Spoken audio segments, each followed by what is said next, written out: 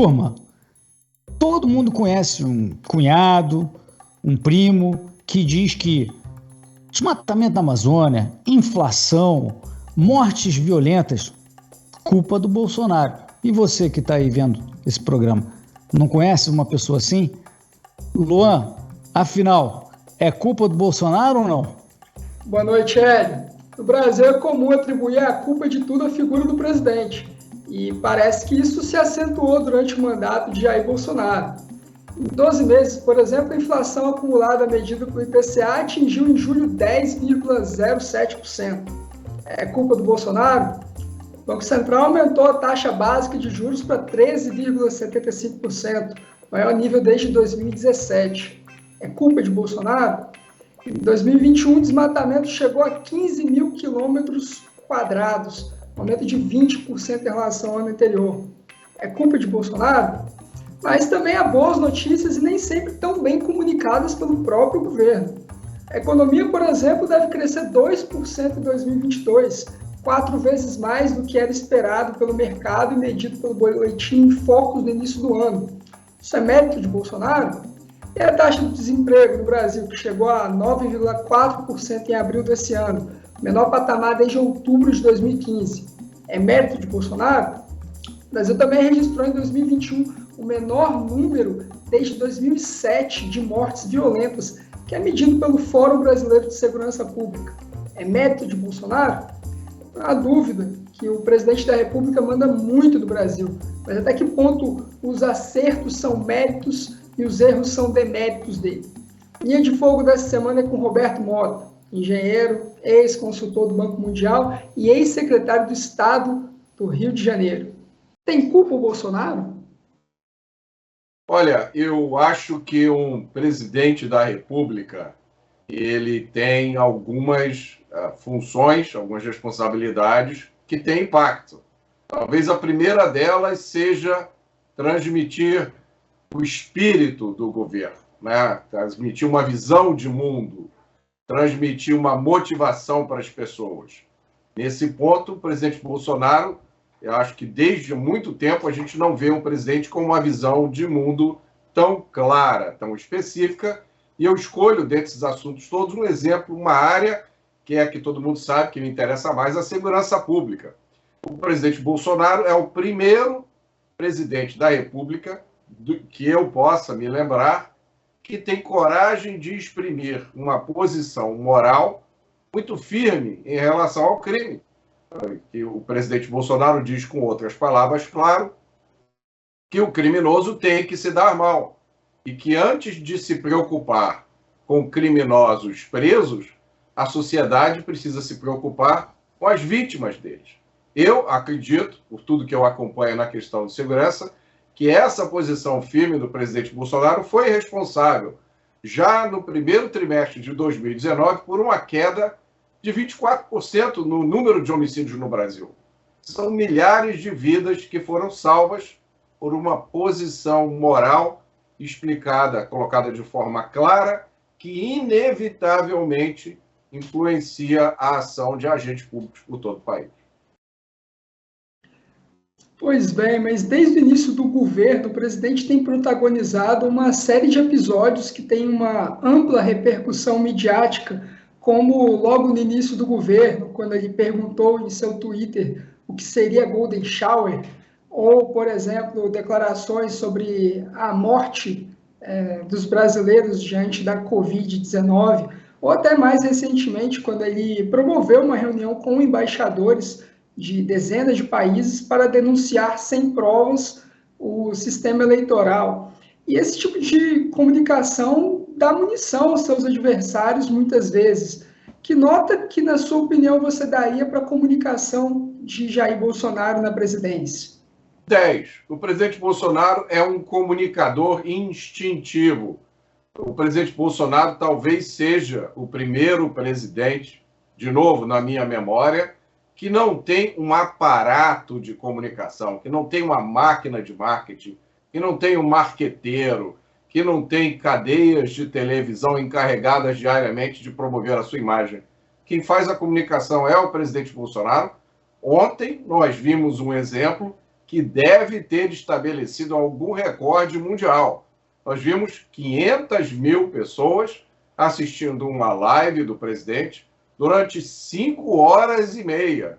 A última vez que eu verifiquei o número de visualizações, já passavam de 6 milhões. O presidente sentado numa mesa, batendo papo, contando caso, contando piada, espontaneamente. Os adversários do presidente não precisam de nenhum tipo de munição. Eles tiram munição do ar. Eles tiram munição das coisas mais triviais. A esquerda brasileira, desde que o presidente Bolsonaro veio ao poder, está engajada num comportamento que eu acho que é justo algumas pessoas classificarem como quase suicida, porque é a busca incessante de uma narrativa que contrasta cada vez mais com a realidade que a gente vê. Então, a minha nota para o presidente Bolsonaro é a maior possível. Eu acho que ele é um fenômeno. Como todo mundo, como todo ser humano no planeta, o presidente não acerta sempre. Ele é o primeiro a dizer isso, o que faz dele um fenômeno maior ainda na comunicação. Mota, você deu 10 para o presidente da República, mas nós tivemos diversas realizações do governo, e aqui eu vou citar algumas, né, que foram aprovadas com protagonismo do governo, juntamente com o Congresso Nacional, como o Marco do Saneamento Básico, a Lei da Liberdade Econômica, marcos legais importantes que trazem mais segurança jurídica e que estimulam a atratividade de investimentos, como o marco legal das ferrovias, da cabotagem, reformas como, por exemplo, da Previdência, que nós tivemos em 2019, mas muitas dessas conquistas, elas não ficam um pouco escondidas e ofuscadas por essa verborragia do presidente? Não, elas ficam escondidas pela decisão consciente de uma associação de veículos de mídia que até criou um brand próprio, né? É o famoso consórcio de veículos de mídia. No meu tempo, eu sou o mais velho daqui, no meu tempo consórcio era para você comprar carro, para você comprar moto, você não tinha dinheiro, você entrava no consórcio, pagava um pouquinho todo mês e aí sorteavam, às vezes você ganhava um carro, né, uma moto, e a sua vida amorosa melhorava estupendamente. Aliás, é uma coisa que mudou hoje muito, né? A atual geração não liga muito para carro. Mas é esse bloqueio da imprensa, é o bloqueio da mídia, que chega, em alguns casos, a ser ridículo. Você abre as manchetes dos jornais, e a melhor expressão disso é a despiora da economia. Tá? Eles criam até um vocabulário novo para fazer o máximo possível para evitar dar qualquer notícia boa. Se esse governo estivesse adotando o mesmo modus operandi de irrigar os veículos de comunicação com a quantidade de dinheiro que os outros governos fizeram, provavelmente essas realizações que você citou ali estariam nas primeiras páginas dos jornais todos os dias, porque só uma delas, vou pegar só uma delas, o Marco do Saneamento. O Marco do Saneamento tem um potencial de transformação do Brasil, que é uma coisa inacreditável. Pela primeira vez, você tirou um monte de entulho jurídico que impedia que empresas privadas entrassem no mercado de distribuição de água e coleta de esgoto. O potencial de geração de empregos, de atração de investimentos, de melhoria, principalmente das pessoas mais humildes, isso daria infinitas reportagens, matérias, documentários. Nada disso acontece. Por quê? Por causa de uma decisão consciente, expressa todo dia em termos cada dia mais patéticos, de atacar o presidente, de minar a sua posição, de criar uma narrativa que, em alguns momentos, em alguns veículos, eu acho que chega a ser criminosa, porque ela obscurece de tal forma a realidade que ela cria um mundo paralelo, no qual algumas pessoas vivem. Então, a gente tem o Brasil real, que acontece na nossa frente, e o Brasil do consórcio dos veículos de imprensa. Mota, eu concordo com você, a gente já até discutiu aqui no Linha de Fogo algumas vezes acerca dessa postura bastante crítica da imprensa em geral, da maior parte dos veículos de comunicação, de forma ativista em relação ao governo Bolsonaro, mas você não acha que ele deveria dedicar um pouco mais de tempo quando ele tem espaço para defender essas realizações econômicas do governo? Eu acho que ele faz isso na linguagem dele, do jeito dele. O presidente é um comunicador excepcional. Eu ando muito por esse Brasil e eu converso com todo tipo de pessoas. As pessoas me abordam na rua. Eu nunca recuso conversar com alguém, trocar 2 dedos de prosa. As pessoas entendem, as pessoas humildes têm essa percepção. Mas essa barreira que existe hoje na mídia é muito forte. Eu vou dar só um exemplo para você disso. Essa lei de improbidade administrativa, essa mudança que foi feita na lei de improbidade administrativa. Ela tem aspectos positivos e tem aspectos negativos. Ela está sendo apresentada na maior parte da mídia só de forma negativa.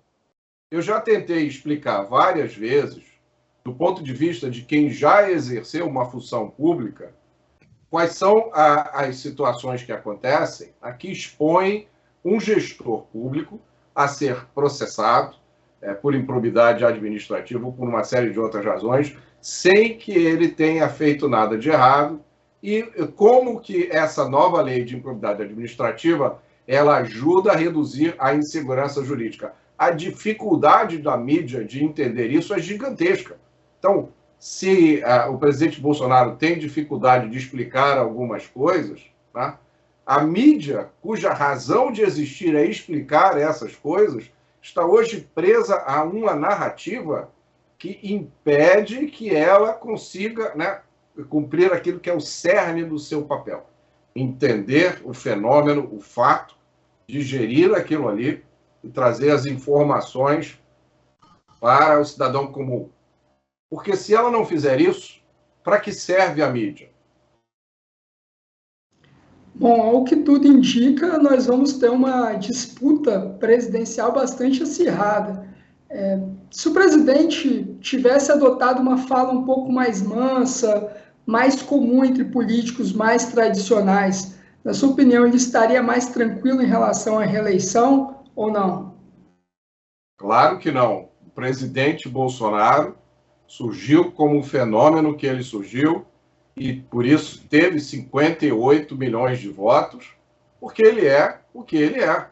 Ele responde a anseios da população que nenhuma outra figura política hoje responde. Eu acompanhei de perto o nascimento do fenômeno Jair Bolsonaro. Basta a gente lembrar que no início de 2018 ainda se considerava o Alckmin imbatível nas eleições, porque o Alckmin tinha a máquina do PSDB. Eu me lembro de ter essa conversa com diversos gurus, me dizendo, Roberto, eu nem pensava ainda no presidente Jair Bolsonaro, tinha vários outros competidores. E o que esses gurus marqueteiros diziam é: ninguém tem nenhuma chance porque o Alckmin tem a máquina do PSDB. E aí, fast forward para 2022, está o Alckmin no palco com o Lula gritando: volta, Lula! Volta, Lula! Então, esse é o tamanho do gap que existe entre a realidade das ruas e a capacidade de formulação, de articulação da nossa classe dirigente. Eu acho que nunca ficou tão exposto esse gap. Tá? Hoje existe, Luan, dificuldade das chamadas classes pensantes até de conseguir articular certas coisas, porque o nosso vocabulário ele ficou tão prejudicado, diminuído, né, pela polícia do pensamento, os fiscais de debate, as agências checadoras de fatos, pelo politicamente correto, o nosso vocabulário foi mutilado pelo politicamente correto. Então, a maioria da nossa classe pensante hoje, ela tem à sua disposição para articular as suas ideias um número muito reduzido de possibilidades. Isso é uma grande perda para o Brasil. Felizmente, estamos aqui nessa conversa e ainda existem espaços para a gente começar o resgate dessa grande perda que o Brasil sofreu. Me conta uma coisa, a gente no Brasil hoje está vendo uma série de gente que não era propriamente de esquerda, e que não é gente superficial ou meio burrinha que vai cair fácil em narrativa, mas é gente que odeia, como você sabe, o presidente Bolsonaro. É um ódio visceral, psicótico até, de gente que até a gente pode conhecer, a gente conhece, sem dúvida, você conhece alguns que tem isso. Aqui você atribui isso, Roberto? Por que de repente existe um ódio tão grande ao presidente Bolsonaro? Eu acho que há, pelo menos, Hélio, duas explicações rápidas que não exigem tanta reflexão aí. Porque eu já fiz essa reflexão. Então, eu tenho duas respostas na prateleira. A primeira é de algumas pessoas que viram os seus projetos de vida serem destruídos. É gente que achou que em 2018 ia ser presidente da República, né? Porque, afinal, eu sou banqueiro, eu fiz MBA em Harvard, eu tenho centos e tantos milhões de reais na minha conta, eu tenho formulações incríveis para o Brasil, eu vou ser presidente da República. E aí, quem ganhou as eleições foi o capitão do Exército, Jair Messias Bolsonaro. Então, eu acho que tem um grupo daquelas pessoas que perderam o lugar da história. E nunca mais vão ter essa oportunidade, né, de ser presidente da República. Passou por elas. Isso inspira um ódio que não tem fim. Eu tenho certeza que na sua cabeça deve estar vindo à mente agora, pelo menos uma dessas figuras. A outra, que é da qual eu encaixo várias pessoas que eu conheço e que até eu respeitava até pouco tempo, embora nunca tivessem tido um alinhamento tão grande de ideias comigo, são pessoas que compraram essa pauta, com a melhor forma de descrever aqui, uma pauta left-lib, uma pauta progressista. É um grupo, Hélio, que o Gustavo Maltache, não sei se você conhece o Gustavo Maltache, né? É um dos maiores talentos do Brasil. O Gustavo Maltache é uma mistura de Roberto Campos com Paulo Francis, com Olavo de Carvalho, enfim. O que o Gustavo diz o seguinte: na frente dessa oposição rábica contra o presidente Bolsonaro, tem uma elite urbana que exige que a sua forma de pensar e o seu estilo de vida sejam obrigatórios para todo o Brasil. E aí eu vou dar só mais um pequeno exemplo que, para mim, é símbolo de tudo isso, né? É o pessoal que acha que o símbolo máximo da liberdade é o baseado.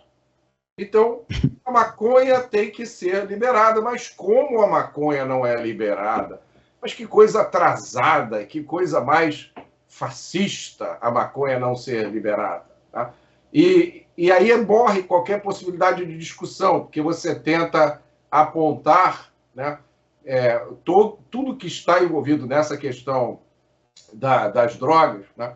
E eu gosto dessa questão porque não é uma questão fácil, há várias formas de se abordar, mas tem uma forma que é claramente errada, é você achar que os seus padrões morais ou civilizatórios têm que ser obrigatórios por lei para todo mundo e não há discussão, e se você discutir comigo, você é fascista, né? A gente poderia também entrar numa outra questão que eu acho que a gente não tem tempo aqui, mas que pode ser resumida no seguinte fato: é o ativista rábico que coloca orientação sexual como foco de todas as questões, né? É como se fosse o marxismo sexual. E, ao mesmo tempo, briga pelos vagões privativos para mulheres no metrô, porque senão as mulheres vão ser importunadas pelos homens. E, olha, uma vez, eu entrei com a minha filha, ela tinha 4 ou 5 anos.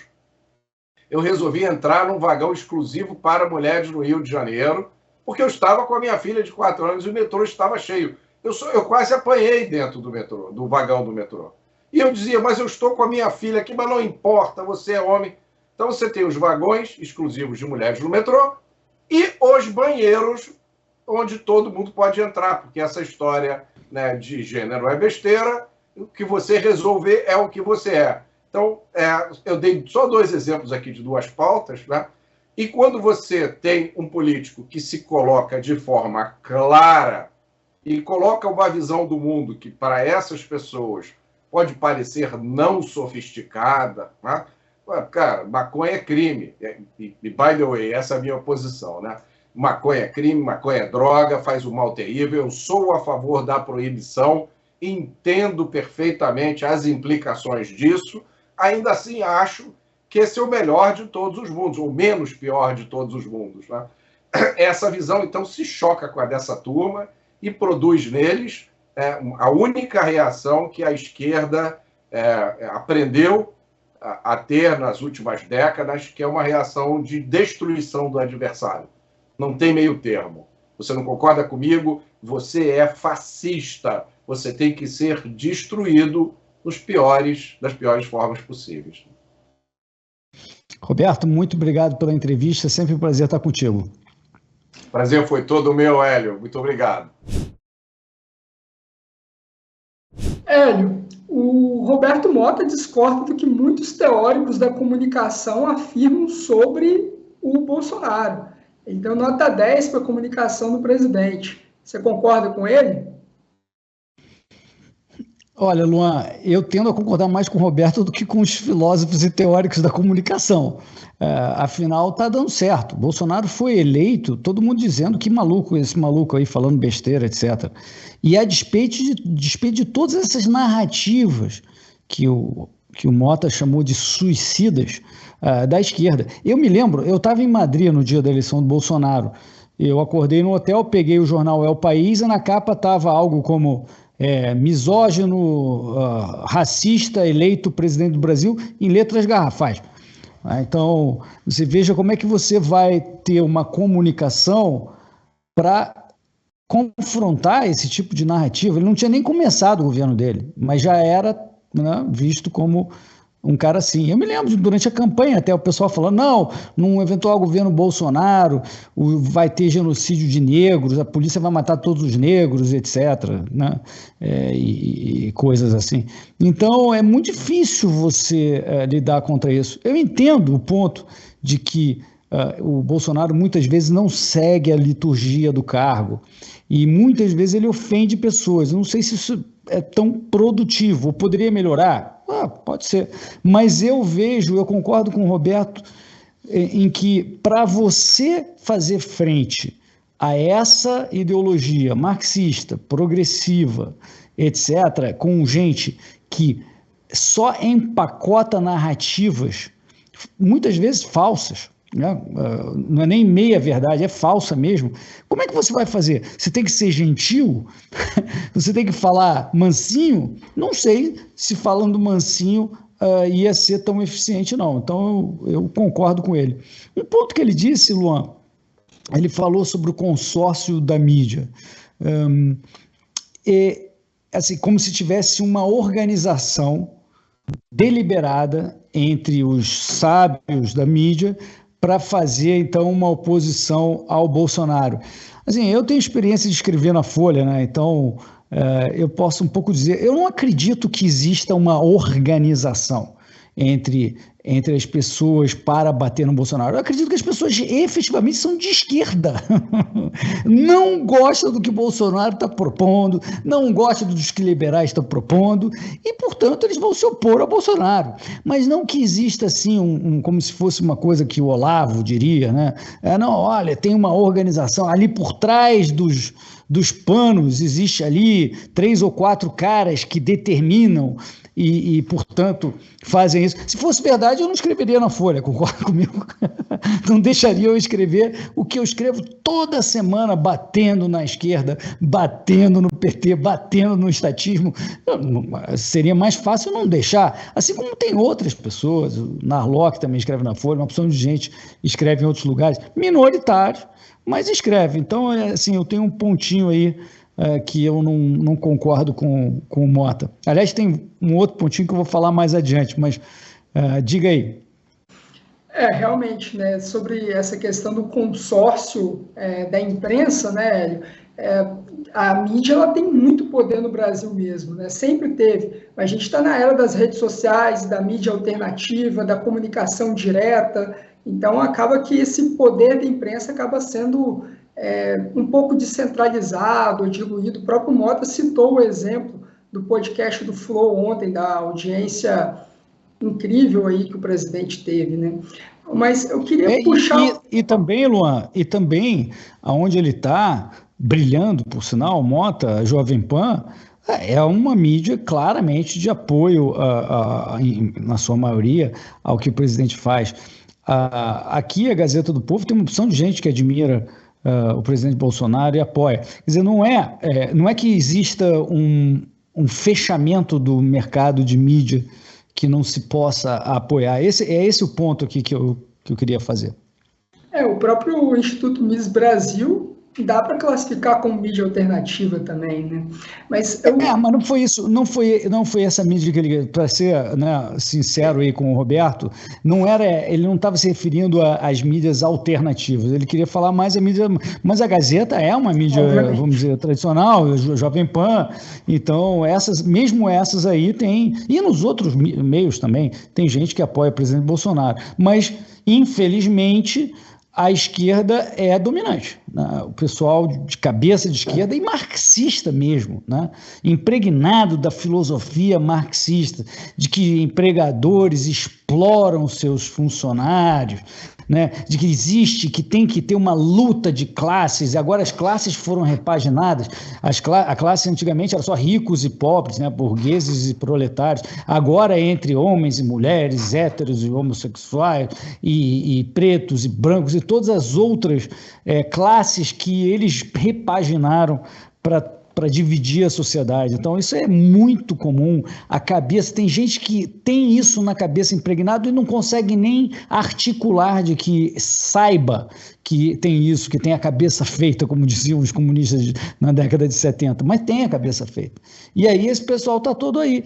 A juventude, Luan, que está chegando, tem uma cabeça um pouco diferente. Essa é a nossa esperança. Tanto na sua fala quanto do Mota fica claro, né, e eu concordo com isso, que existe uma grande oposição do mainstream ao Bolsonaro, mas você falou também que talvez ele pudesse melhorar um pouco essa liturgia do cargo da presidência. E aí o ponto que eu queria levantar para você, por mais que exista essa oposição muito intensa, Hélio, o presidente ele não tem que governar para todos os brasileiros e não só para os eleitores? Mas eu não acho que ele governa só para alguns eleitores. Por exemplo, vamos tomar um exemplo que seria talvez típico de quem pensa que o Bolsonaro governa só para alguns eleitores. Ele procurou fazer com que o brasileiro pudesse ter arma, ter a posse de arma. Ele procurou na medida do possível. Aí alguém poderia argumentar de que isso, ele está governando neste ponto, ele está governando só para aquelas pessoas de direita que são eleitores dele. Não me parece assim, porque, na minha opinião, Luan, você deveria ter o direito a se defender. Não deveria ser proibido a pessoa de bem que passe em testes, que demonstre que tem capacidade de ter uma arma, de ter uma arma. Isso beneficia todo e qualquer brasileiro. Quando cidadãos de bem possuem mais armas na sociedade, tem um chamado efeito aura. É mais difícil para o ladrão se incentivar a cometer um crime, porque ele sabe que ali no entorno pode ter alguém armado, que vai acabar com a festinha dele. Então, é um típico exemplo. Eu não acho que, mesmo nesse exemplo bem claro, de que, isso aí é uma coisa para poucos brasileiros, não acho. Eu acho que isso aí, por exemplo, ele fez isso para os agricultores. Existia uma interpretação da lei lá atrás que os fazendeiros, gente que vive no campo, só dentro da casa, da sede, que poderia deter a posse de uma arma.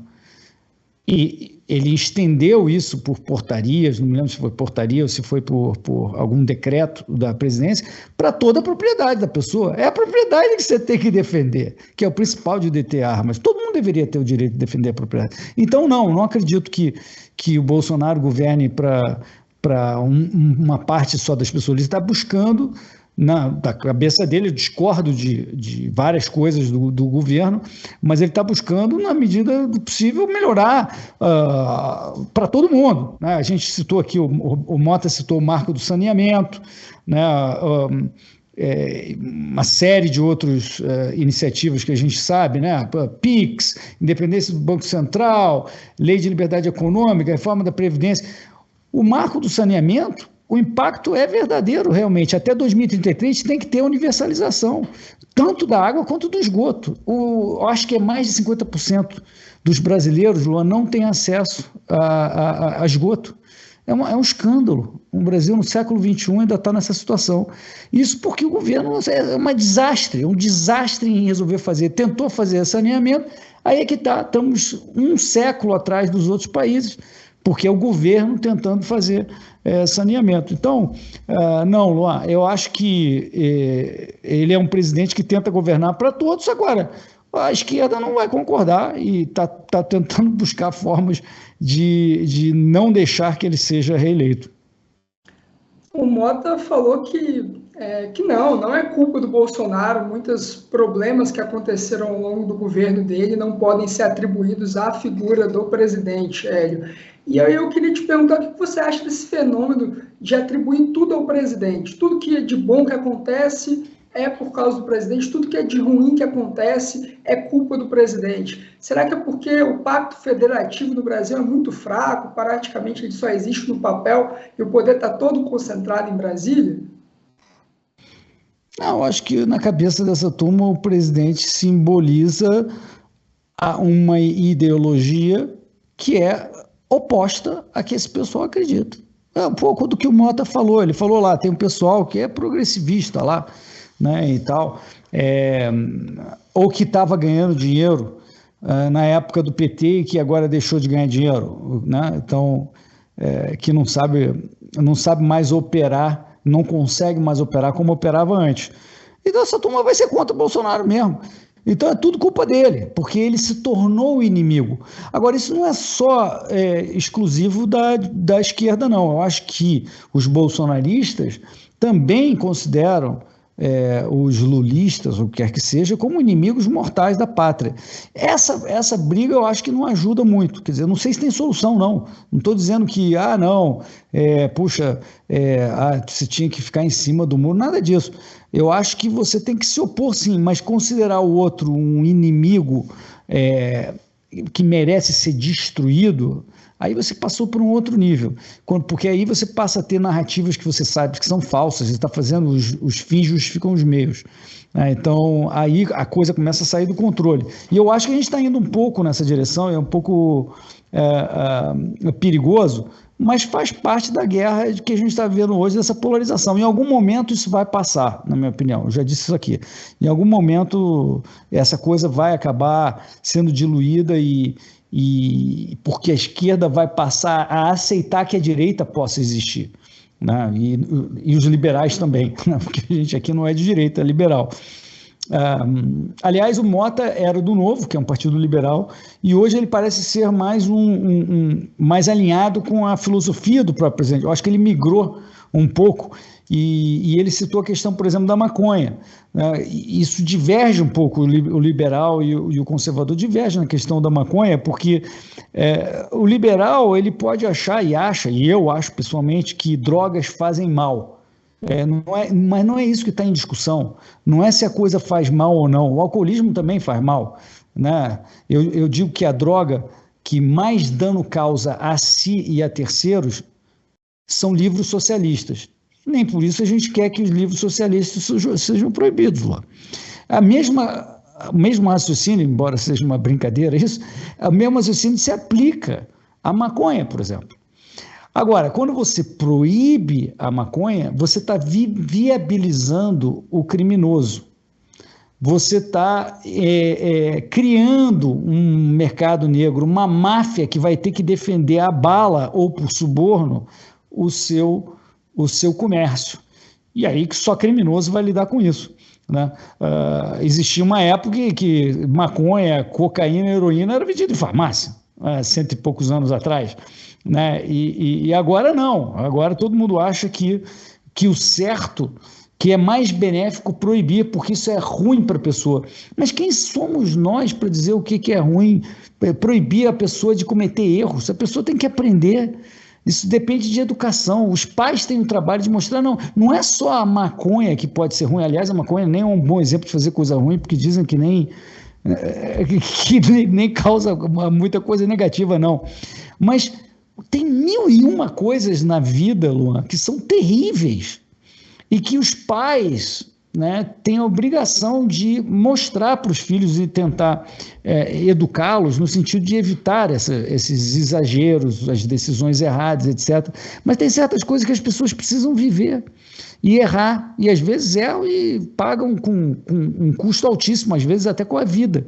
Mas não há substituto melhor do que a liberdade de você poder errar. Então eu acho que aí os conservadores pecam um pouco. Eu concordo que é uma discussão bem longa e complexa, mas em princípio eu diria que eles erram ao querer proibir aquilo que eles consideram um mal. O Mota, ele citou, o pessoal que defende a maconha quer impor por lei um comportamento a terceiros.